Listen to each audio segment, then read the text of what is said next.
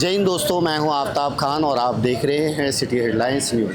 दोस्तों, कांग्रेस के नेता राहुल गांधी ने जब से वोट चोरी का मुद्दा उठाया है तब से कहीं न कहीं धीरे धीरे ये मुद्दा देश के हर कोने में पहुंचने लगा है।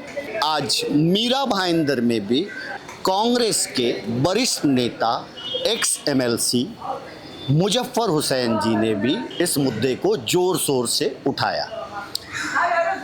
वोट चोरी का मुद्दा कहीं न कहीं तूल पकड़ता जा रहा है और वोट चोरी के मुद्दे के बाद विपक्ष बहुत ही मजबूत स्थिति में दिखने लगा है। आइए जानते हैं इस बारे में मुजफ्फर हुसैन जी ने क्या कहा।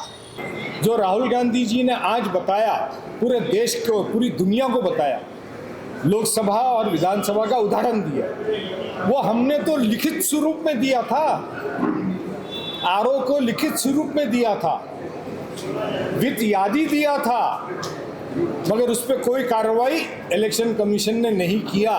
क्योंकि हमने चुनाव से पहले 50,000 वोट जोड़ने की बात कही और चुनाव के बाद आप 40,000 वोटों से हार जाते हैं। तो ये तो साफ दिख रहा है ना, हम बता रहे हैं ना आपको, 11% 53,000 वोट 145 में और 146 में 36,000 वोट, 90,000 वोट 4 महीने में कैसे बढ़ सकते हैं? तो MLA जो बने हैं वोट चोरी से बने, ऐसा लगता है?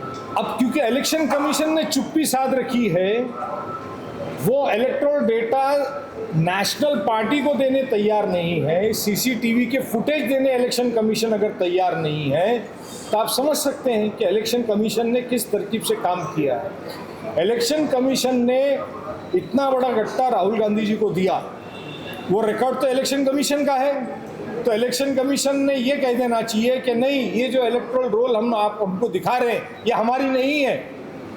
वो तो डिनाई नहीं किया उन्होंने, बल्कि बोलते आप शपथ के ऊपर दो। इलेक्टोरल रोल तो आपने ही दिया है, आपने डिजिटल डेटा नहीं दिया लेकिन प्रिंट डेटा दिया है, तो आप उस प्रिंट डेटा को डिनाई कर दो और फिर आप शपथ पे मांगो। 5 महीनों में इस कॉन्स्टिट्यूंसी में 53,000 कुछ नाम बढ़ गए 5 महीनों में, 11% और 146 में 36,000 नाम बढ़ गए।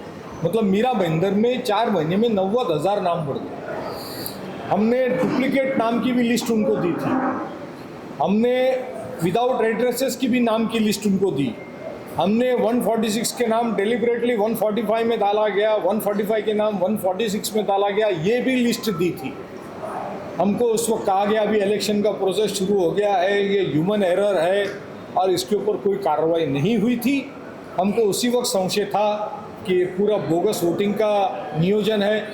जिस तरह से अभी राशन कार्ड बनाने के नाम से राशनिंग ऑफिस में शिविर लिया जाता है, गवर्नमेंट ऑफिस में, कोई पॉलिटिकल पार्टी को ये अधिकार नहीं है राशनिंग ऑफिस में जाकर के आप अपना शिविर लो। लोक प्रतिनिधि का काम है वो सूचना दे सकता अधिकारी।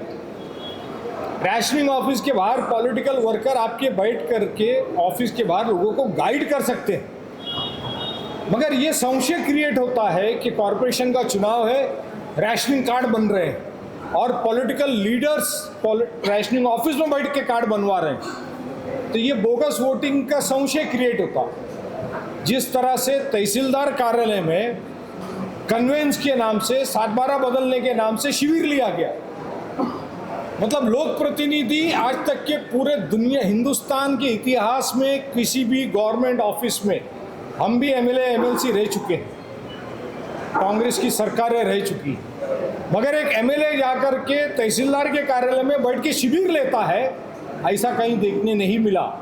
मैं आपके माध्यम से तहसीलदार को, सभी प्रशासन के लोगों को, चाहे पुलिस हो, कॉरपोरेशन हो, राशनिंग डिपार्टमेंट हो, इन सबको चेतावनी देना चाहता हूं कि अगर आपने सत्ताधारी का इस तरह का शिविर आपके दफ्तर में लिया, आपको सभी पॉलिटिकल पार्टी को इसी तरह से एंटरटेनमेंट करना पड़ेगा और अगर नहीं करोगे तो आपके दफ्तर पे आंदोलन किया जाएगा।